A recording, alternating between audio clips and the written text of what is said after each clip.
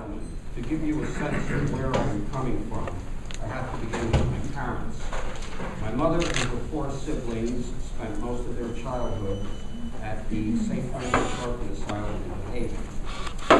My mother's education never went beyond the 8th grade. My father died shortly after returning from World War II, and my mother never remarried. She did, however, impress upon me the vital importance of an education, something she never had the opportunity to experience. I listened to my mother and passed the same message she had for me on to my children. An education is priceless. It is important to me and to you and your children. Its importance to me and to you and your children cannot be overstated. This conviction is the engine that drives me and everyone else in the world who has experienced poverty and does not want to live with it again. I came to Newtown 43 years ago and am a retired high school English teacher at Massac High School. With 35 years service and currently edit academic papers in the Yale University community for faculty, postdoctoral fellows, and graduate students, most from throughout the world. My business name is Grammar Man. I did my undergraduate work at Fordham College and have attended several graduate schools since then. My 2 children attended Newtown schools, K through 12, as well as college and graduate schools. My daughter Megan is fluent in Mandarin and was Motorola's liaison to the Beijing government for 4 years. Megan is currently a Board of Education member in New Hampshire, where she oversees the activities of my 2 grandchildren. My son Dan Jr. is living in New Haven. He's a civil engineer and a licensed architect, as well as a furniture designer and builder. More importantly, he recently became a father, in addition to being the first Newtown resident to win the Rooster Run. My wife, Roberta, is a St. Rose Rectory staff member, artist, and SCAN board member, and Roberta and I are both members of the St. Rose Choir. Way to wrap it up there. All right, we're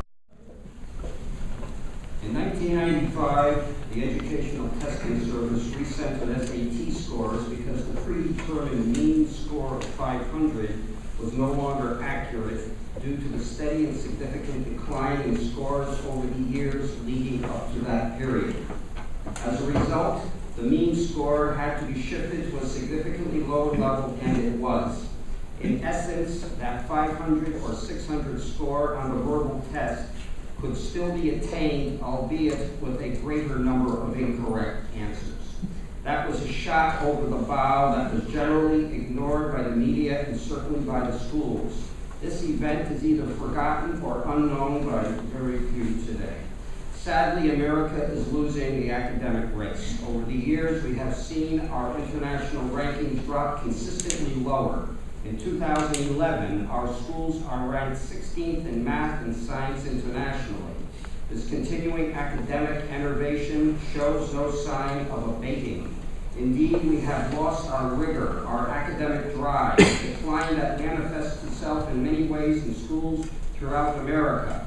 To name a few telltale signs, I would cite student absenteeism, a loss of personal responsibility, vacations planned during the school year, early dismissals, evening sporting events during the school week, increasing field trips on school days, social promotions, empowerment, grade inflation, exploding honor rolls, schools without failure, pervasive distrust, and a curriculum that has drifted away from the academic sphere and into the realm of socialization skills and trade and technology skills, which are subject to obsolescence and inconsistent with the role of public education. High academic standards to all students must return if we are ever again to face our competition and succeed. In that regard, I propose a rigorous, broad-based liberal arts program with specific required courses as the core or foundation of our educational curriculum for as many students as possible. Educational excellence is a term often inserted into mission statements by schools and districts. In most cases, however, this phrase receives little more than lip service. I propose we give more than lip service, that we practice what we preach, that we create an atmosphere conducive to so-called educational excellence and institute and promote for all students genuine standards and goals that will produce articulate and thoughtful young men and women who will become the inspired leaders of our country truly needs. Yes, it all begins with education, true education.